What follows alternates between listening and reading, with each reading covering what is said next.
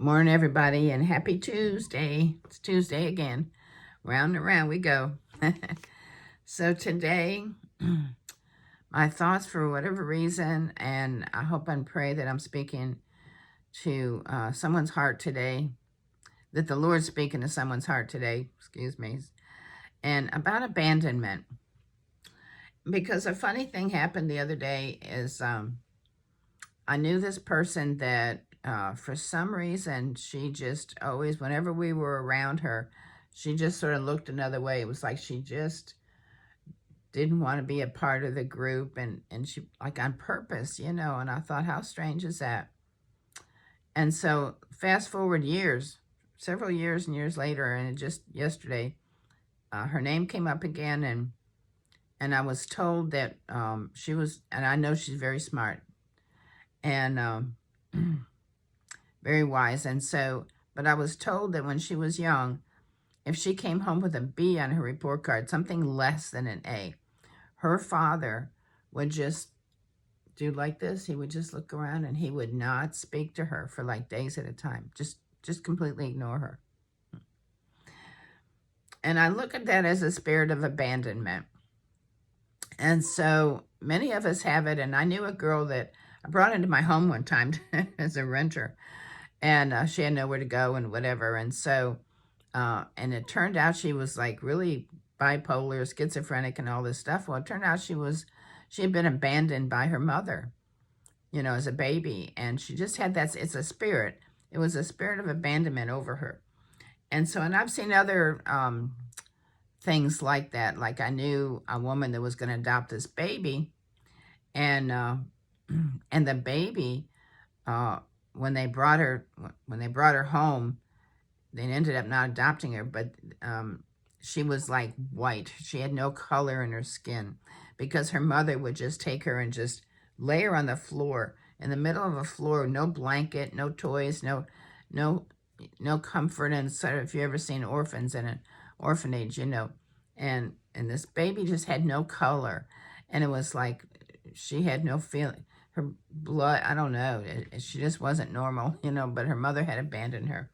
And so I've known people that have been adopted, which sort of means you've been abandoned really by your parents. And so for whatever reason, and I'm not being critical, whatever, but I remember this person really had issues, with abandonment.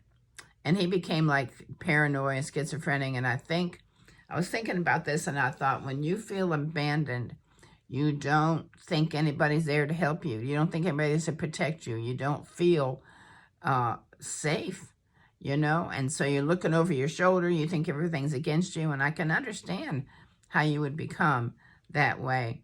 And so I'm in that book of Matthew, and in Matthew, let's see, I think it's 27:46. Okay, it says, this is about Jesus, and about the 9th hour, Jesus cried out with a loud voice, loud. It had to have been loud. If they said loud, it had to have been loud. And I won't even say the words he said, but it says, then they interpreted it as, my God, why have you forsaken me? And so, Jesus took on all our sin. Well, God can't look at sin. And so God just went, and he was abandoned. And it frightened him. And so, but then here I go to 47, and I've never looked at this before, but I've looked at it differently today. And so it says in 27:47 of Matthew, some of those who stood there when they heard that said, this man is calling out for Elijah. Okay, so let's go over to Mark, which is good to study the Bible and look through. So here we are in Mark 15:34. Okay, and it says in the 9th hour, this is the same thing. And it's almost word for word, which is funny because Matthew and Mark are probably quoting something that they've heard. And I'll tell you why. And so Mark 34, in the 9th hour, Jesus cried out with a loud voice saying, and it says, Eloi, Eloi, lama sabachthani. I can't even say that. But it says, which is translated, my God, why have you forsaken me?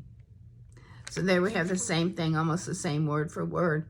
But in Mark 15:35, it says again, Some of those who stood by when they heard that said, look, he is calling for Elisha. And so I can take this a lot of ways, but I've also heard that, you know, even his disciples abandoned him. They couldn't handle what was going on. They had so many dreams and visions that he was going to be this king and take care of him and all this stuff, and now here he is dying. And so they were abandoning Jesus. Anyway, I never looked at it that way, but sometimes we all feel abandoned, and for one reason or another, you know.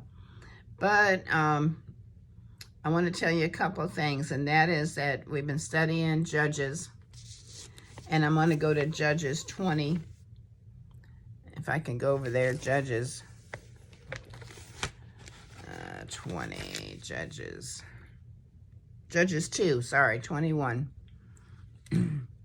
Judges 2:21, which is what we've been studying at Breaking Bread.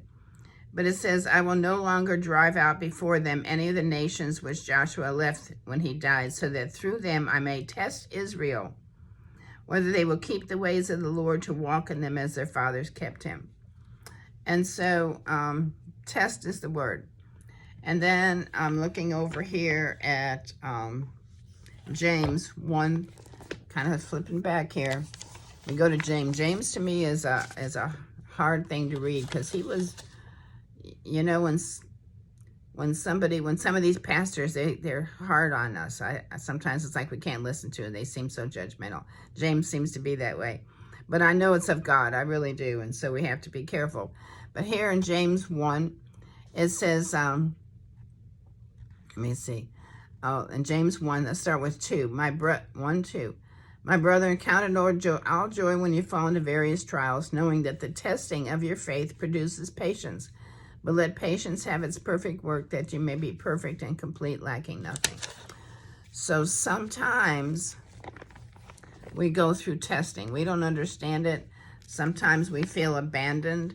Sometimes we feel, I think abandonment is probably one of the worst feelings. When we feel like, where is God? We're going through stuff, and where is he? We're not getting any answers, you know, and so we feel abandoned. But there is, I'm just going to throw that in the middle of my little talk today, is God does test us sometimes. However, let's go to Psalms now, 27. Sorry to all this jumping around here. But it says Psalm 27:10.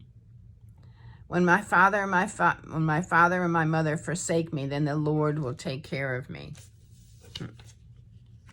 Have you ever felt abandoned by your own parents? I have. I'm not judging them.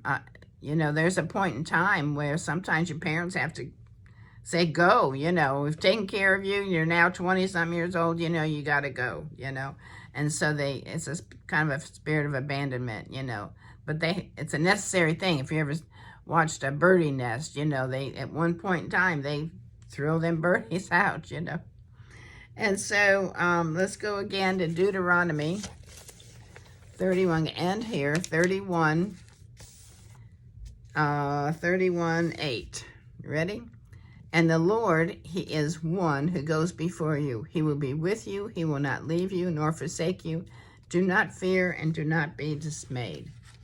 Okay? And then we're going to go to Joshua, which we've already been through with Breaking Bread. We've already done all this. It says, Joshua 1, have I not commanded you? Be strong and good courage. Do not be afraid nor be dismayed.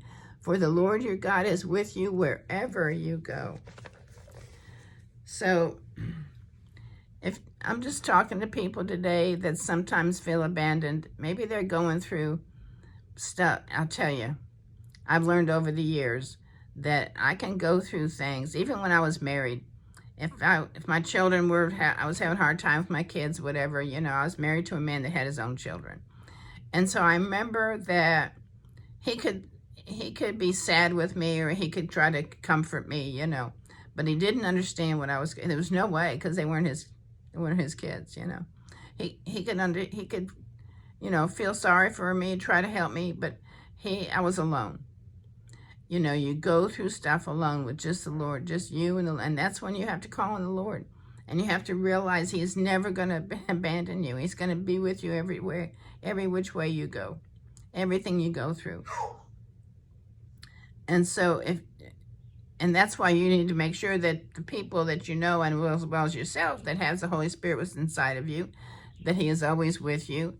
And because there are people in the world that are suffering because they don't know God, they don't know Jesus, they have nothing to fall back on.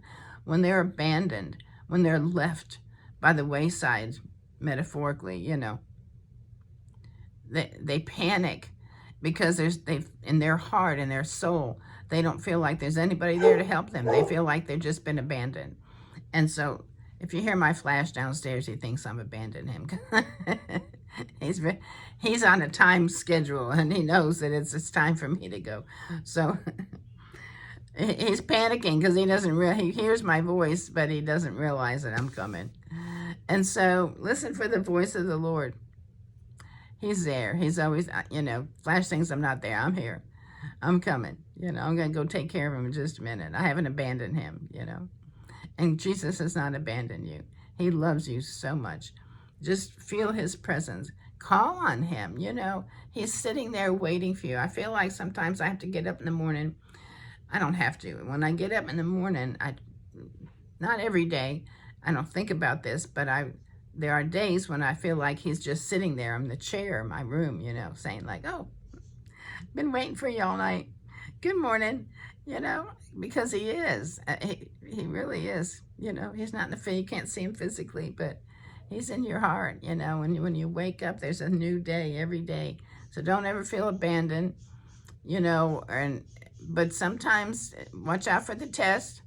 Because the test, even God tested Israelites, and he says in the Bible that there's testing going on to see that when you feel all alone, when you feel like you don't hear from him, are you going to still trust? Are you going to still wait? Okay? And I love you guys. Jesus loves you so much more. And I'll see you later. Bye.